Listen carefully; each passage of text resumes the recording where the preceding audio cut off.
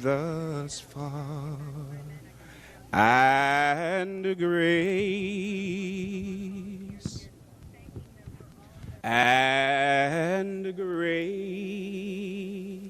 will lead us home.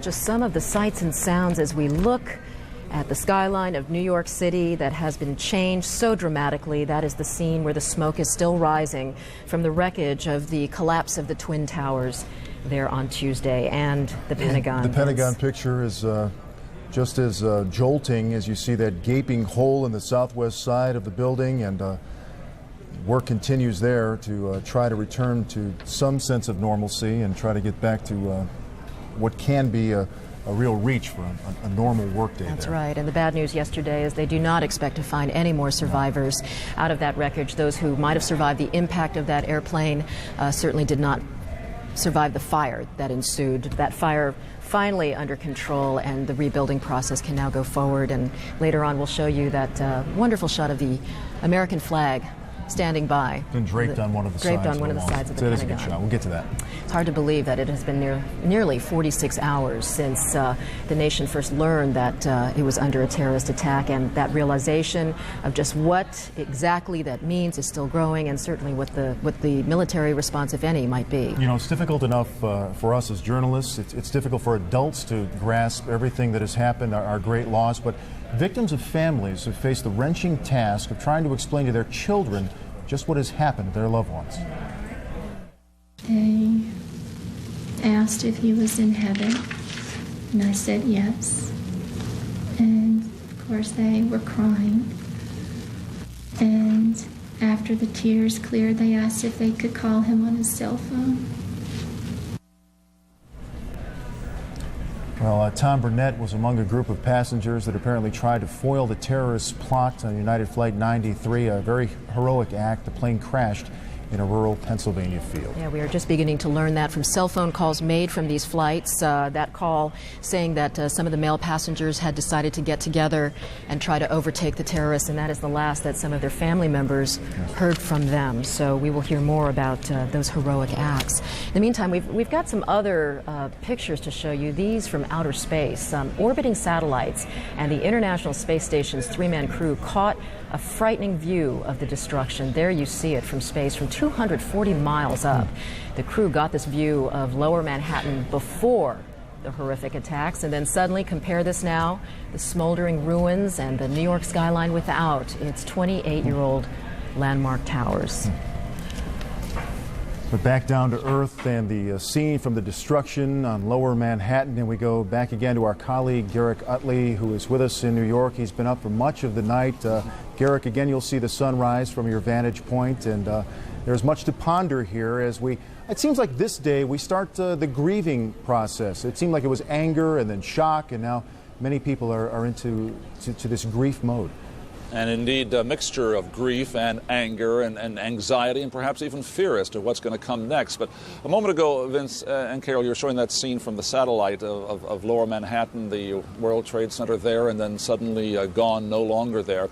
And over my shoulder right here, you can see the plume of smoke, which has been there ever since those buildings collapsed. But something strange has happened this morning. As the sun indeed is coming up, or the light is coming up over the east side of Manhattan, if not yet the sun, that plume of smoke is circling all the way around. The wind has shifted around the southern end of the island, over my right shoulder. You may not be able to see it, and all the way up here, the east side. It's as if a shroud now is being wrapped around Manhattan Island. Again, nearly 48 hours after those two planes struck the Twin Towers at the World Trade Center. Well, as the new day starts this Thursday, the papers are out, and no surprise as to what they're offering the 7 million people plus in New York City. This is the New York Times, again, a banner headline about the stunned rescuers working, the FBI tracking the hijackers' movements and wondering what's going to happen next. In the New York Daily News, well, in bleak headlines, red letters, 10,000 feared dead, and scenes of the rubble and the rescue workers. And finally, the city's other tabloid, the New York Post, if I can control the wind right here, it doesn't have a headline. How about that? No headline. I It might have does a headline for you right here, Garrick. It does have a picture, there you go, a picture of the American flag being raised there, 3 firemen down at the site of the disaster, and the quote, "gave proof through the night that our flag was still there," and indeed it is. Also down there in Lower Manhattan is Alessio Vinci, who's standing by to give us the latest on the rescue efforts.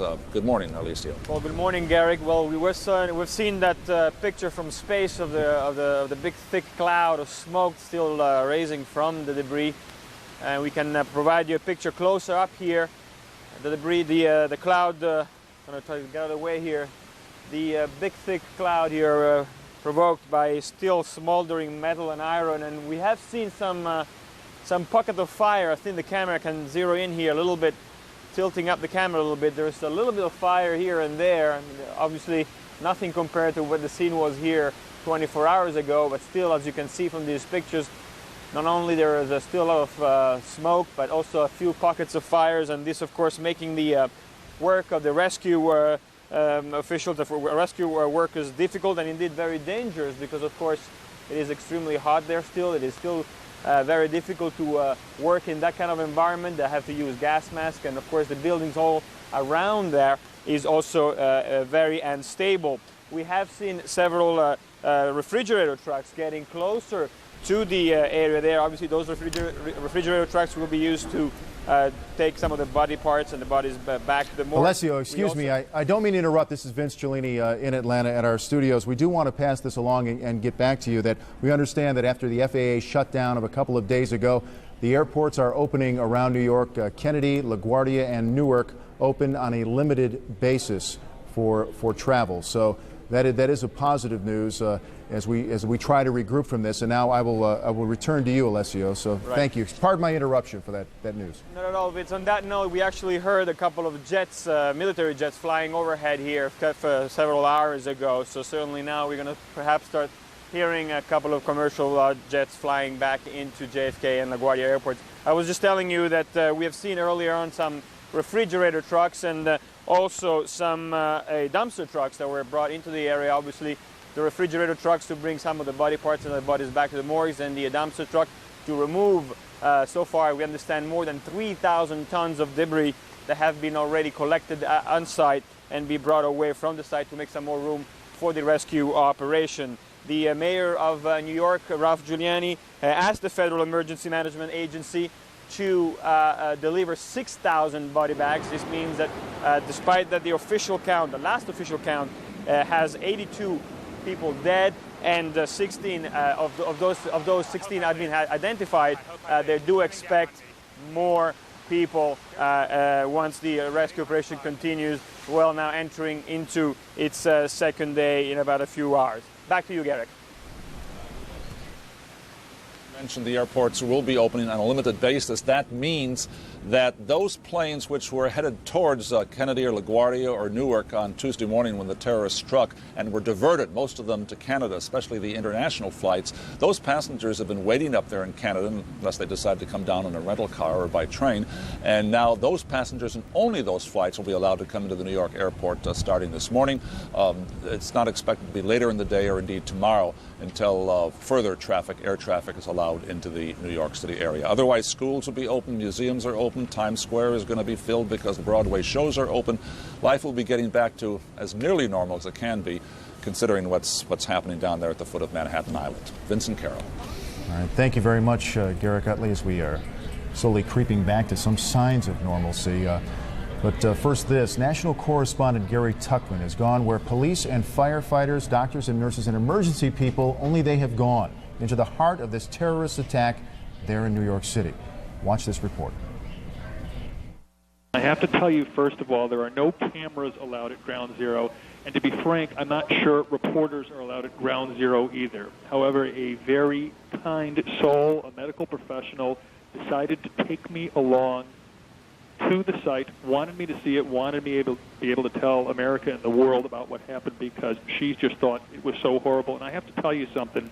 This is much, much, much worse than I possibly would have imagined, and we've been here for 2 days now, just 4 blocks away. You can't tell how bad it is until you're right on the site. And let me tell you, first of all, what I saw. there are at least 10 blocks in each direction of heavy damage. It's not just the World Trade Center complex. It is hundreds of other businesses that have been heavily destroyed, moderately destroyed, or slightly destroyed. Some of the businesses that have been destroyed are Burger King, a well-known department store next to the World Trade Center called Century 21. J&R Music World is a well-known record store and computer store and electronics store that has some damage. For blocks and blocks, about a half a mile from north to south, there is heavy debris in the streets. There are cars tipped over, trucks tipped over, just lying in the streets. It reminds me of a ride at Universal Studios called Earthquake. And when you go on the Earthquake ride, everything flips over and things catch fire and there's debris and there's sand, and that's what it looked like to me when I got there. Obviously a big task ahead for those rescuers in New York and also in Washington trying to find any survivors in the Pentagon. Dave Hannon, though, has a forecast here that I think these rescue workers are not going to like. Yeah, it's not the best of forecasts. Weather certainly has not been a factor thus far, but we are looking at the threat for some showers beginning later on tonight. So not a bad day today in New York and in Washington weather-wise. Let's show you what's going on. We take a look at the radar first of all, and there is a strong cold front working its way towards the East Coast. This is going to cool the temperatures off. It's rather warm. Temperatures have been in the 80s. They will return by later on tonight and into tomorrow to much cooler readings. Here is the forecast for New York City. We are looking at mostly sunny conditions today. A forecast high is in the low 80s, and then showers move in most likely after midnight tonight. We're talking about rainfall amounts generally about a quarter to a half an inch, with overnight lows into the 60s, and then much cooler tomorrow. And after some morning showers, the sunshine will return, a forecast high of about 66. Much the same forecast for Washington, D.C. Better chances for rain the further north you go, so the rain chances are better in New York City than they are in Washington. But we will see some scattered showers, we think, overnight tonight with forecast lows of 62, and then cooler in Washington tomorrow. Forecast highs there into the upper 60s. So weather may very well indeed play a role later on tonight, especially from midnight to about 6 in the morning, the best chances for rain in New York. Wow. Difficult hours anyway. Yeah, the search operation is continuing 24/7 at this point. Right. So I guess if there's any good news, it is going to be cooler. That certainly is help to rescuers. Beginning tomorrow, temperatures back into the 60s. All right. Thanks, Dave. Thank you, Dave.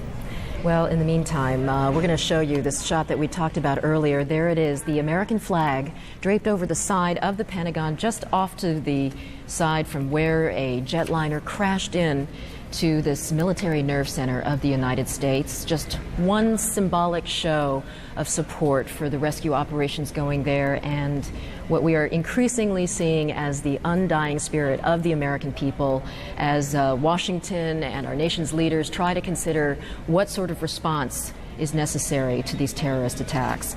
In fact, that it will be a big day at the White House today. President Bush and his advisors are pressing Congress for billions of dollars for cleanup as well as for this investigation. In fact, they're talking about as much as $20 billion. CNN White House correspondent Kelly Wallace joins us with more on that. Hi, Kelly.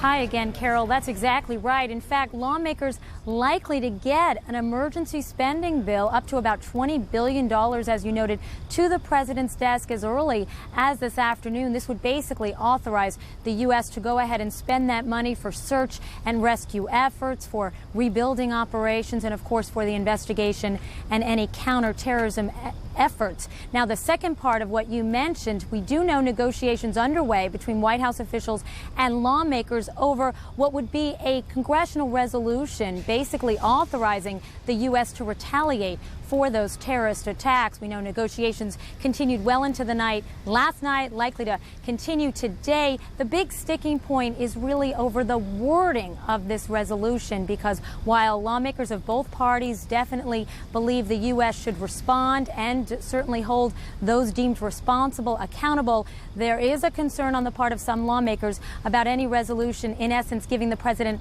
a blank check for military action. Now, as for some developments to report, we did see lawmakers turn out Wednesday evening for a prayer vigil. Lawmakers of both parties getting together to reflect on the tragedy that has hit many cities in the entire country and to come together. And then, of course, we did see the president heading over to the Pentagon yesterday, late yesterday afternoon. The president saying he was really overwhelmed by the devastation there. The president also noting that while he may be sad about what he is seeing and angry, that the U.S. will not be cowed by terrorism. Now, a couple of other things we did learn. White House saying that the plane that actually hit the Pentagon, the White House having real and credible information, in its words, that the intended target for that plane was the White House. The White House also saying it has credible information that Air Force One was an intended target, and that the White House hoping to put to rest any questions and criticisms about why President Bush went from Sarasota, Florida to 2 military bases, one in Louisiana and then in Nebraska, before eventually coming back to Washington late on Tuesday evening. Now, as for President Bush likely to be meeting with his national security team again on this day, we have seen the president stepping up the rhetoric a bit, saying that these acts were more than acts of terror, but acts of war. The president working the phones, reaching out to world leaders, trying to build what the administration is calling an international coalition against terrorism, not unlike perhaps the coalition his father tried to build during the Persian Gulf War in 1991. The U.S. also somewhat gratified, or very gratified, by the statement by NATO on Wednesday, NATO saying that an attack on one member of the alliance amounts to an attack on the entire alliance. Now, U.S. officials, Carol, not speculating on what kind of military response or what kind of response the U.S. will take, but clearly White House trying to build international support for any step it will take. Carol, back to you. Sure. And Kelly, more and more Pakistan is becoming the focus of many of these discussions. A few minutes ago, we heard from Tom Mentir reporting from Islamabad about the meeting between the United States ambassador and Pakistan's military leadership. It seems that the signal being sent is that Pakistan might be willing to allow the United States or NATO forces to use Pakistani air to fly through their airspace. Is the Bush administration likely to ask Pakistan to be able to stage military operations from their border with Afghanistan? Should the Taliban, should Osama bin Laden be definitively identified as responsible for these terrorist attacks?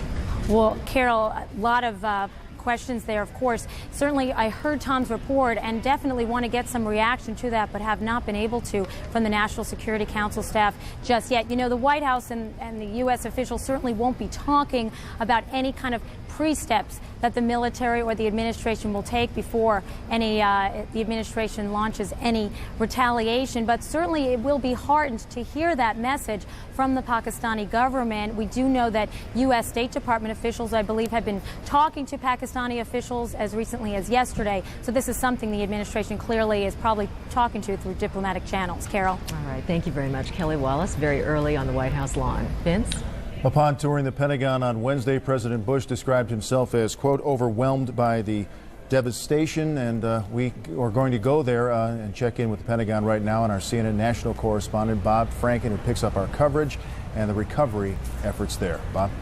And Vince, it's easy to be overwhelmed. Of course, the sight behind me of that gash, that massive gash in the wall of the Pentagon where the plane collided, is enough. But now becomes the tragic story, the tragic loss of life. And we saw as the day went on yesterday that the officials were able to get to some of the bodies that were inside and to remove them by stretcher. We were given no figures. We have been given no figures about the number of casualties who have been taken out already, nor have we been given any figures on estimates how many, in fact, will have lost their lives in this attack on the Pentagon. We are told that it's going to be far short of some of the estimates that went into the figures near 800. We were told by the Pentagon that there are about 150 who are unaccounted for here, not including those 64 who are on the plane. As a matter of fact, estimates that you get that are unofficial place the final casualty count here at about 200. And while that very grim work was going on inside the Pentagon, there was also the work of keeping the military going and the work of planning for retaliation, among other things. The Secretary of Defense, Donald Rumsfeld, told armed forces overseas in a message he sent that there could be military action ahead.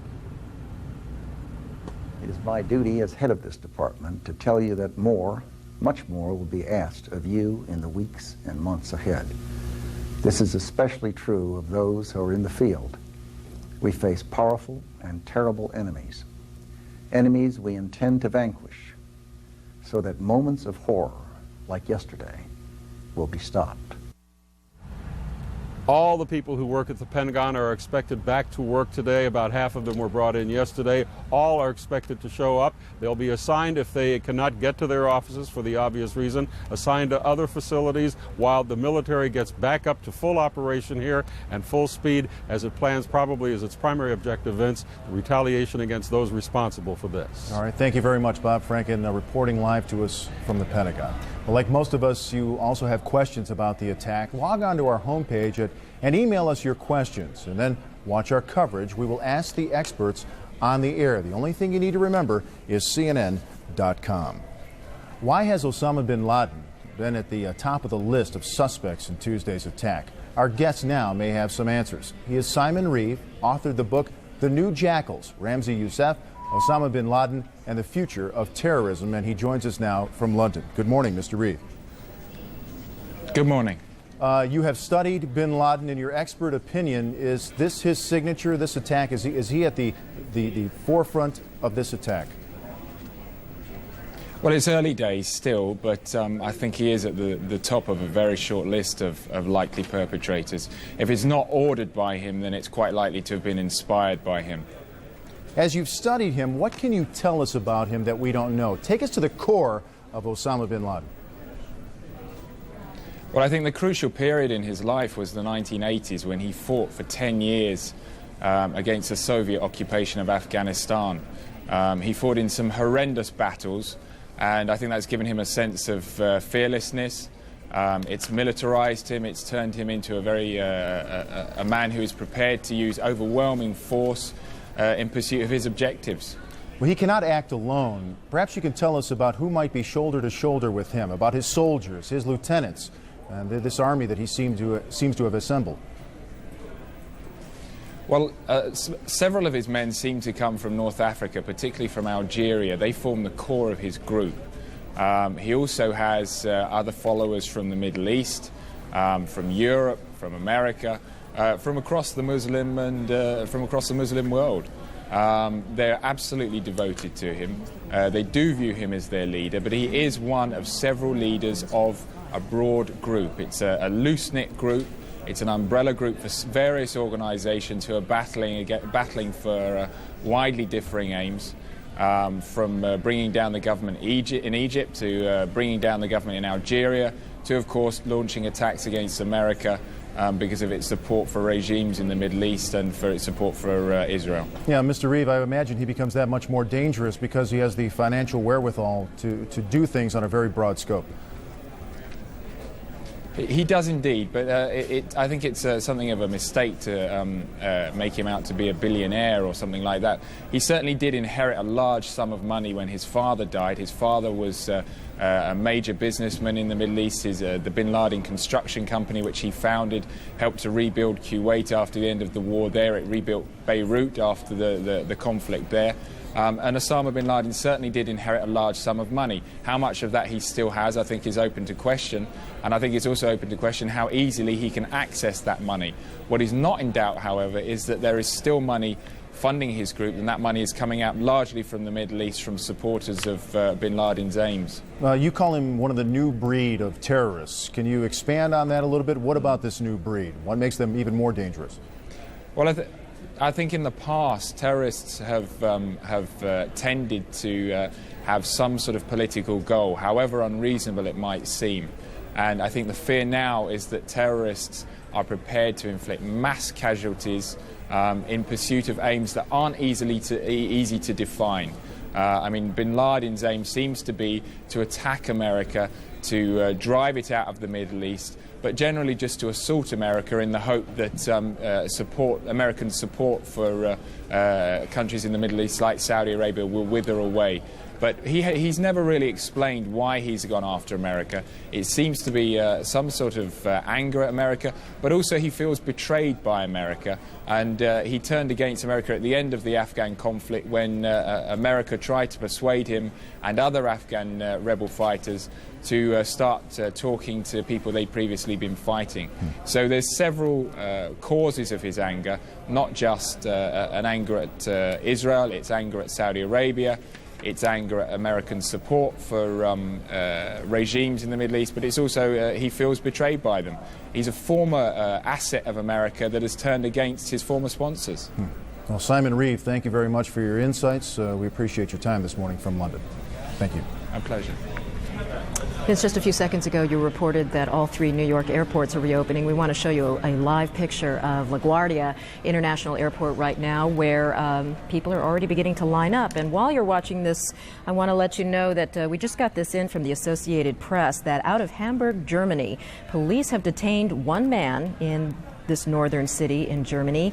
He was detained for questioning as part of an investigation, according to the state police chief there. He refused to give the man's name, age, or nationality. It is simply that they want to question him because, quote, he had a profession that appears to be very interesting to us, but state police there declined to give any further details. Obviously, people asking questions internationally about any potential connections or suspects or information that may lead to who is responsible for these terrorist attacks on the United States. Also, I'm looking through this wire here right now. It says that earlier investigators were working under tight security as they combed through several apartment buildings in Hamburg looking for any evidence connected to 2 men believed linked to Tuesday's attacks. So once again, German state police are questioning a man in Hamburg this morning. As soon as we get more information on this, we will let you know. In the meantime, there you're seeing the damage to the Pentagon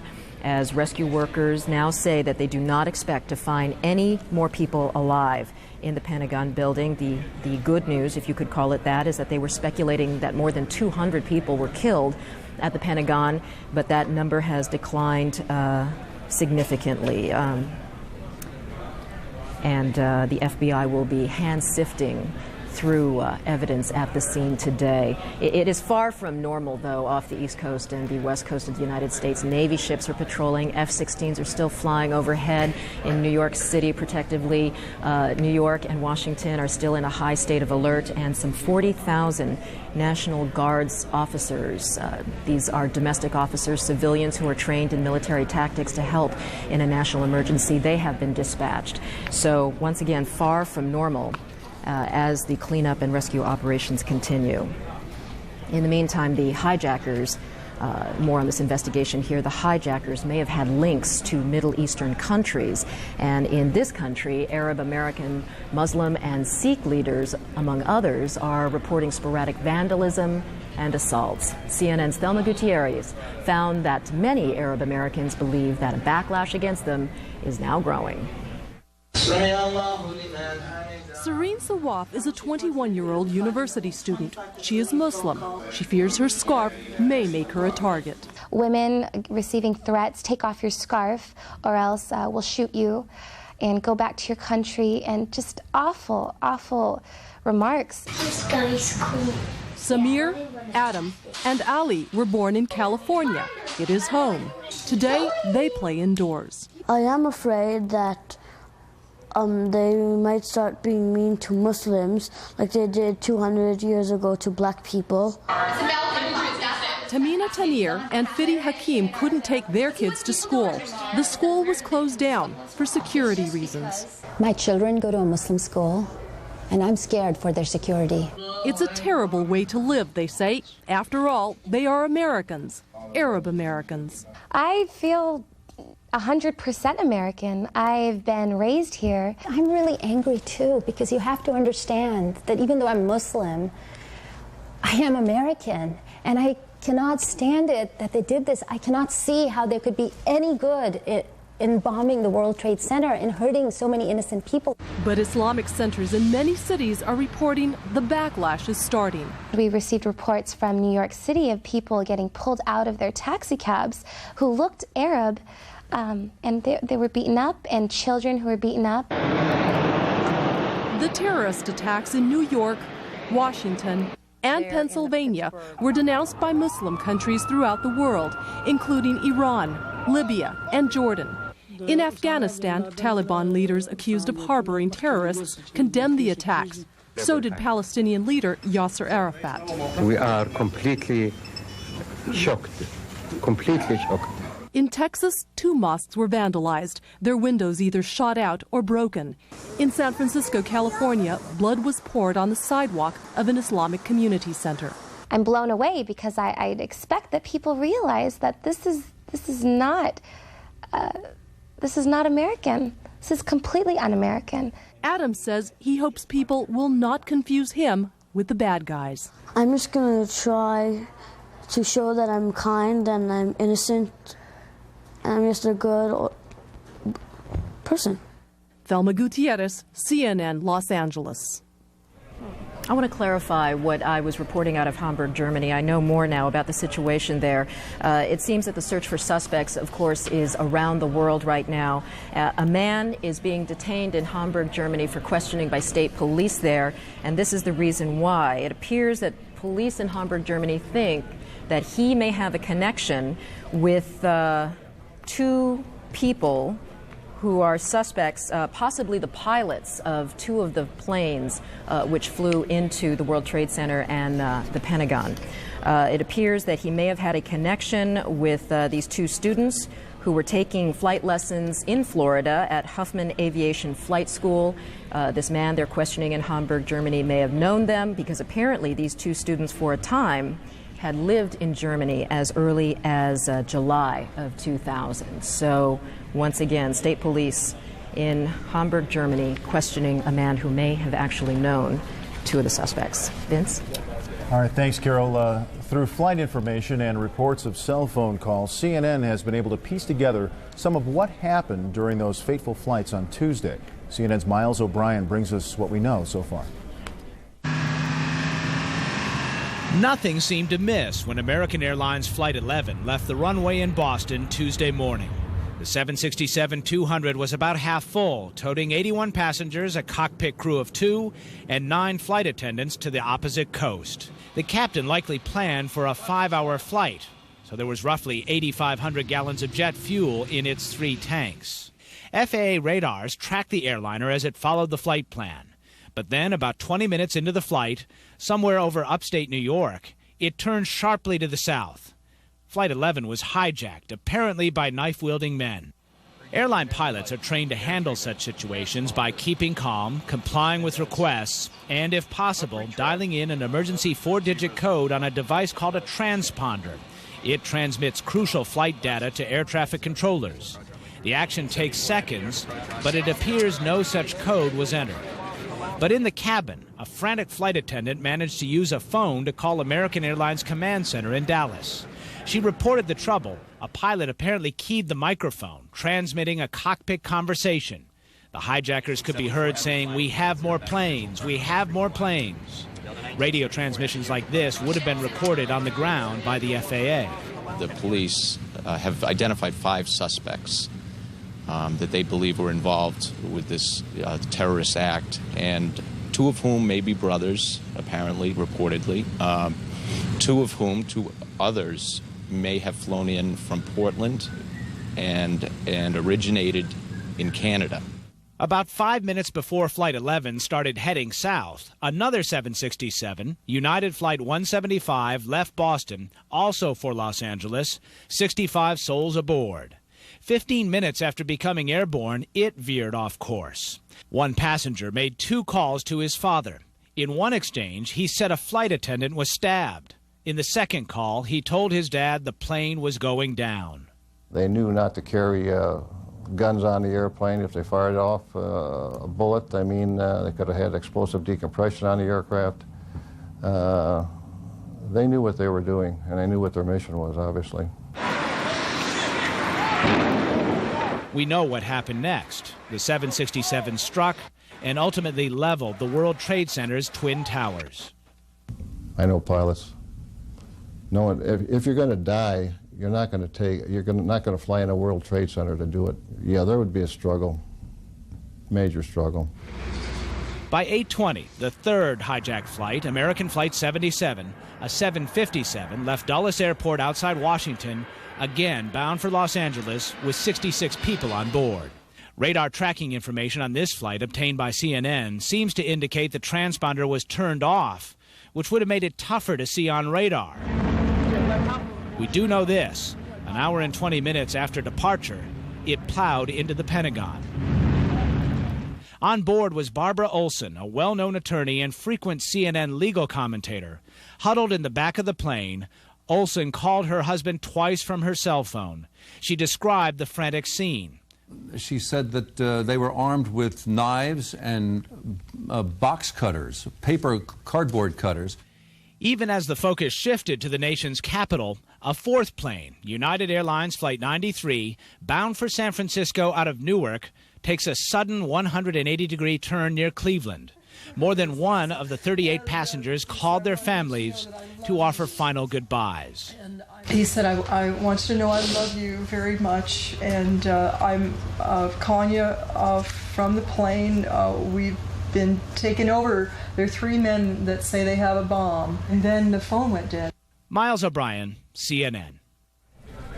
All right, a quick look now, a live picture of the United States Capitol, where a prayer vigil took place last night in the center rotunda of the Capitol, the sun rising on yet another day as Congress is being asked by President Bush to consider a resolution of force for an international audience. That is one of the first steps towards a military action should one be necessary in retaliation for these terrorist attacks. Also, Congress being asked for an emergency spending bill of some $20 billion estimated it will take to help rebuild as well as investigate this crime scene. Also, the sunrise coming over Lower Manhattan now, and what is the scene of the wreckage of the towers of the World Trade Center, and at last official account, 82 dead, 16 of them have been identified. A spokesman for the New York City Medical Examiner said it has about 5,000 body bags in stock, ordered another 5,000 to be delivered on Thursday. So that is grim news. Dogs and listening devices out, listening for voices or tapping.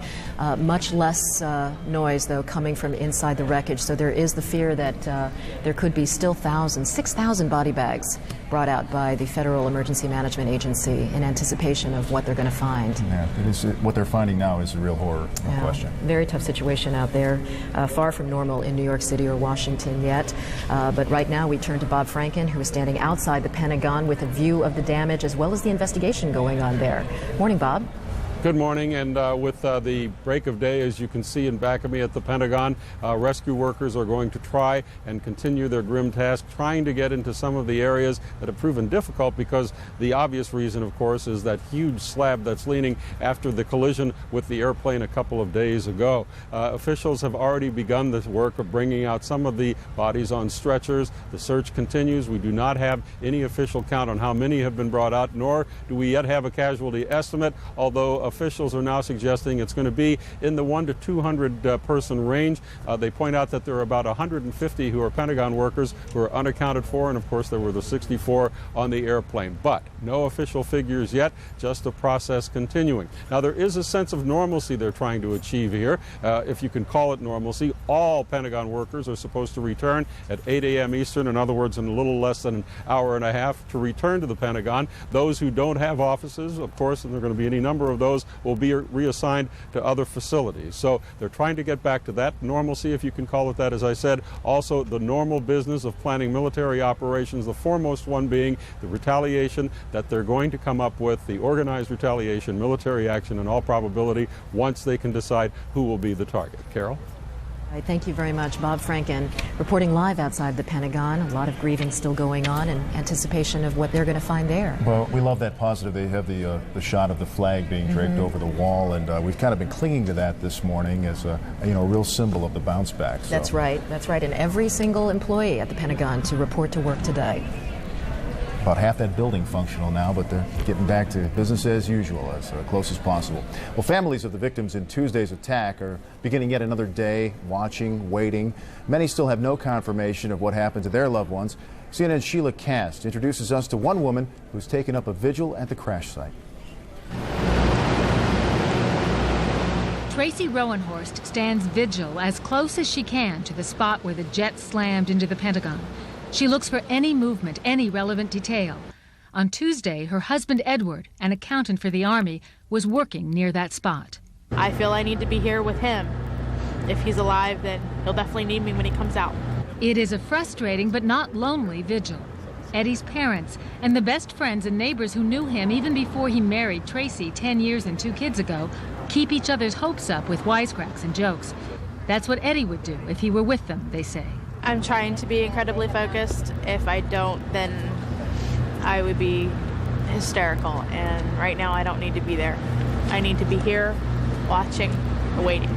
Officials say the best prospects for finding survivors are at the edges of the impact zone, where the smoke and the heat may not have been as intense. The husband of one who has survived keeps his own vigil at a hospital across town. You can still see smoke wafting up from the Pentagon. As soon as the first pictures flashed onto television, even though it was only Louise Kurtz's second day on the job, her husband Michael started to worry.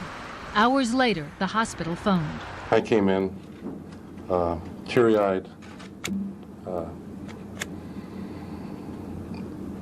I didn't recognize my wife of 31 years. She's doing better. She's got 70% burns on her body.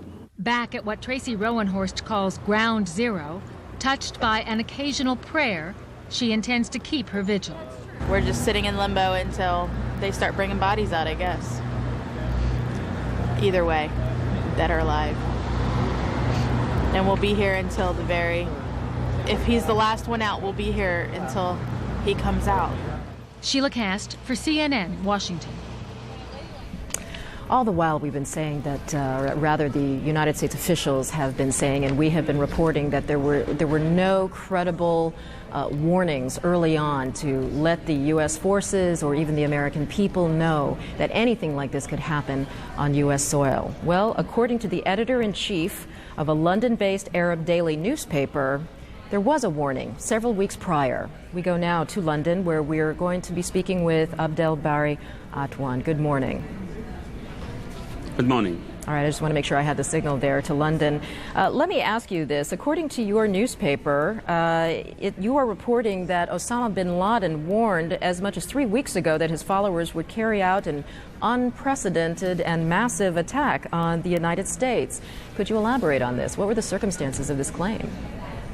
You know, actually, these kind of warning is routinic. We, it's endless of telephone calls we receive every day, and I believe also other Arab newspaper and satellite channel received warning before. So it is. We don't know whether it's these kind of thing is accurate or not. So and we publish this warning every time. So, but we don't have actually any information to add to this simply because there wasn't any. All right, that's a little confusing to us because by American standards, we typically don't go to publication with something that we are in doubt of. So let me start from the very beginning. Who was it who said that Osama bin Laden had warned? Did Osama bin Laden call someone from your newspaper? Did you interview Osama bin Laden and were these claims made by him?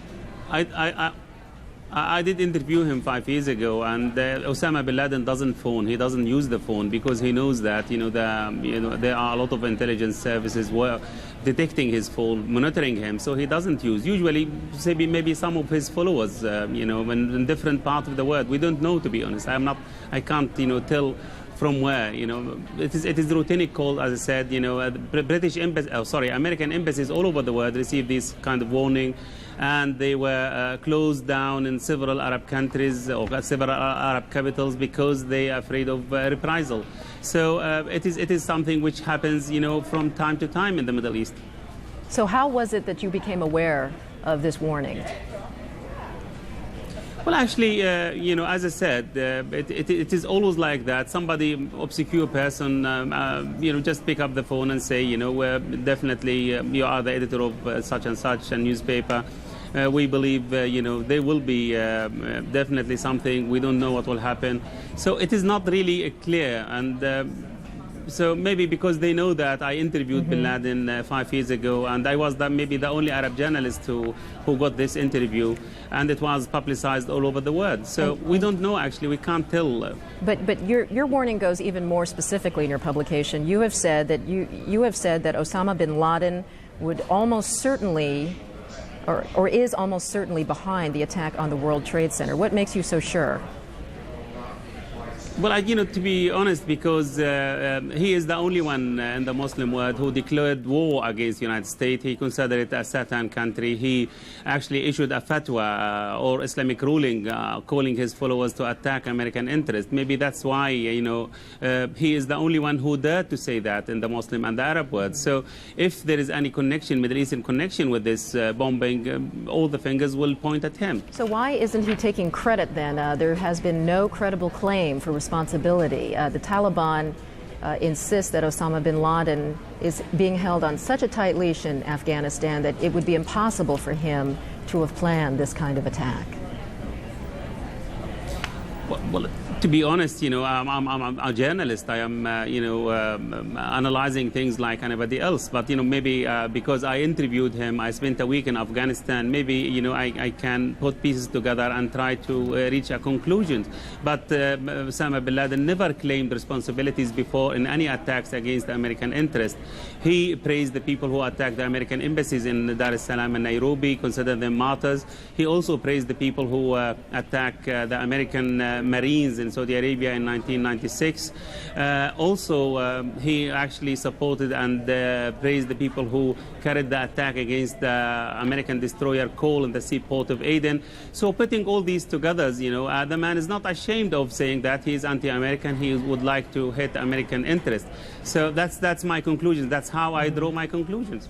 All right, in taking a look at a broader look at other potential suspects, do you think that there is any root or any connection in the Palestinian community to these attacks on the United States? No, I don't believe so. The Palestinian, for the last 20 years or so, they refrained from attacking anybody, and they are desperate to establish good relation with the United States. The United States is the sponsor of the peace process. They would like the American administration to, renew its interest in the peace process and to bring the two parties together, stop the bloodshed which is taking place in the West Bank and Gaza Strip. It is the interest of the Palestinians actually to win the friendship of the American people and the American administration. So I cannot see any Palestinian connection whatsoever with these kind of things. Well, certainly Americans were disappointed and rather astonished at seeing the celebrations on the streets of Ramallah, as we're showing them once again.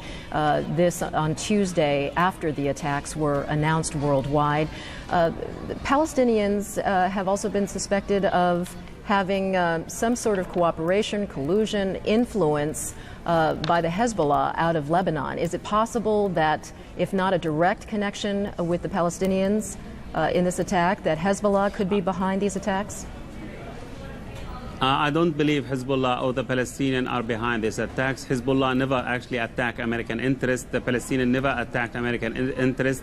As I said, if there are somebody who demonstrated in the streets of Ramallah, it is a very, very small minorities, and we have those minorities all over the world. You have in any nation there are criminals, there are zealots, there are extremists, there are belly dancers, all type of people. So you can't expect we have 100% anti-Bin Laden or anti-Islamic fundamentalism. So it is a small minority. It doesn't represent the Palestinian people. It doesn't represent the Arab people. The greater majority of Arab people were saddened and appalled and actually shocked to see innocent American killed in New York and in Washington. So, we are human beings. We understand the suffering, and really we have full sympathy with those people who were killed, with their families, and with the American people and the American nation. Which may very well bring us back to the prime suspect here then, Osama bin Laden.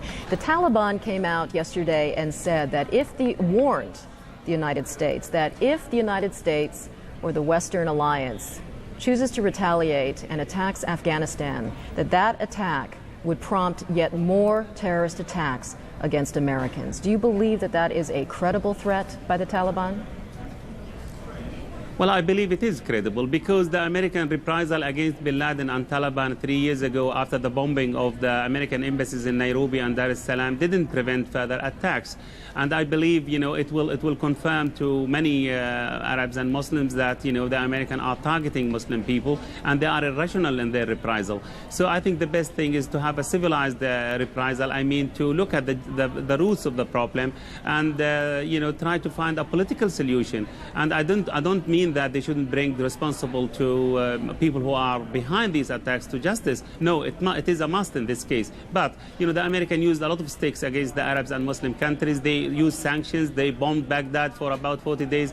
Iraq under sanctions, Sudan under sanctions, Libya under sanctions. The United States in those situations knows who it's going after, knows what the target is. In this particular case, when you're talking about a terrorist organization that is multinational, multilateral, and unseen, that a political solution seems far out of reach.